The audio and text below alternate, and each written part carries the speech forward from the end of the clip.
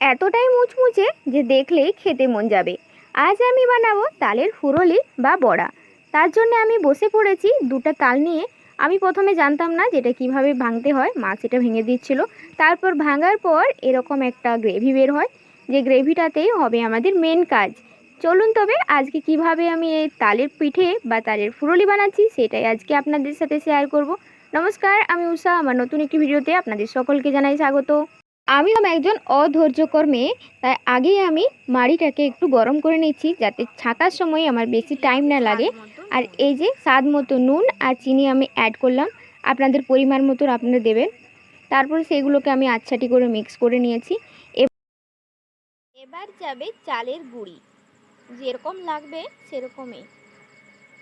অবশ্য যখন এটা মাখানো হবে তখন বোঝা যাবে ঠিক কতটা চালের গুঁড়ি প্রয়োজন।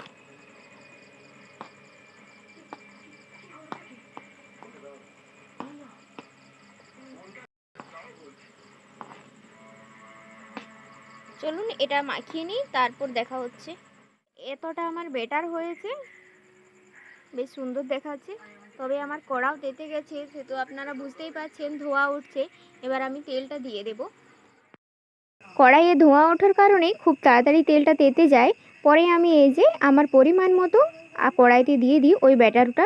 আপনারা আপনাদের মতন করে দেবেন। তারপরে লাল লাল করে খুব সুন্দর করে ভেজে নেবেন।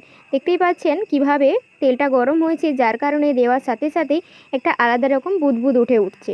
এক পিসটা লাল লাল হয়ে আসলেই অপর পিসটা আমরা আবার উল্টে দেব, যাতে খুব তাড়াতাড়ি আবার হয়ে যায়। আর দেখছেন বেশ ভালোই কিন্তু আমার ব্যাটারটা মাখানো হয়েছে, তাই পিঠেগুলো ফুলে ফুলে উঠেছে।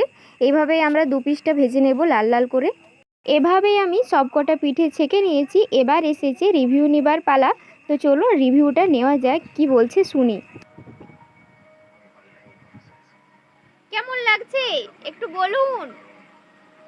এমন চোখ মারা কি, ভালো করে রিভিউ দে। অনেক ভালো। না শোনায় না, বল। Just wow. ঠিক আছে, খেয়ে নিলেও